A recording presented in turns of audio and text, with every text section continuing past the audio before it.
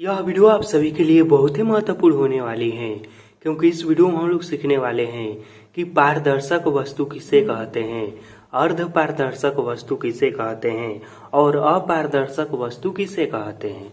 तो चलिए हम एक एक करके इन तीनों को समझते हैं। तो सबसे पहले हम यह समझ लेते हैं कि पारदर्शक वस्तु किसे कहते हैं या फिर पारदर्शी वस्तु किसे कहते हैं। तो देखिए, वे वस्तुएं जिनमें से होकर प्रकाश की किरणें निकल जाती हैं उसे पारदर्शक वस्तु कहते हैं। देखिए, इससे और आसान भाषा में हम इस तरह से समझ सकते हैं कि वैसी वस्तु जिसके आर पार हम आसानी से देख सकते हैं उसे पारदर्शक वस्तु कहते हैं या फिर उसे पारदर्शी वस्तु कहते हैं।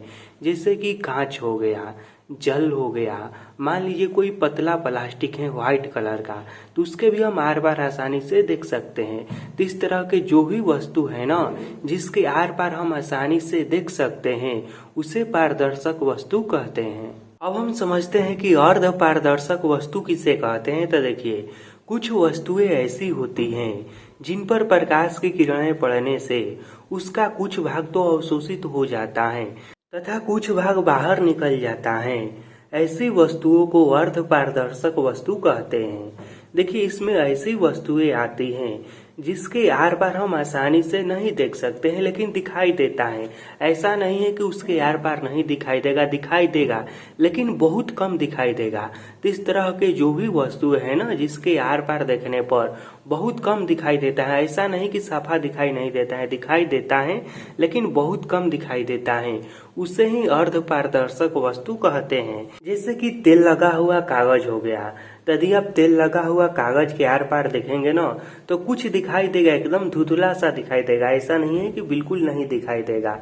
या फिर कोई पत्ता हो गया, पत्ता के भी यदि आप आर पार देखेंगे ना तो हल्का सा दिखाई देगा, जो पत्ता पतला होता है उसमें हल्का सा दिखाई दे देता है। तो इस तरह के जो भी वस्तुएं हैं ना जिसके आर पार देखने पर हल्का सा दिखाई देता है, यानी कि उसके आर पार देखने पर हल्का सा दिखाई देता है, अच्छा से नहीं दिखाई देता है लेकिन हल्का सा दिखाई देता है, उसे अर्ध पारदर्शक वस्तु कहते हैं। अब हम समझते हैं कि अपारदर्शक वस्तुएं किसे कहते हैं। तो देखिए, अपारदर्शक वस्तुएं वे वस्तुएं हैं जिनमें होकर प्रकाश की किरणें बाहर नहीं निकल पाती हैं, उसे अपारदर्शक वस्तुएं कहते हैं। जिसके आर पार बिल्कुल भी नहीं दिखाई देता है ना उससे ही अपारदर्शक वस्तु कहा जाता है।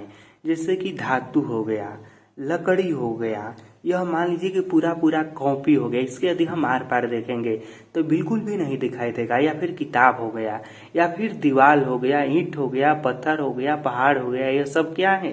तो यह सब अपारदर्शक वस्तुएं हैं जिसके आर पार बिल्कुल भी नहीं दिखाई देता है, उसे ही अपारदर्शक वस्तु कहते हैं।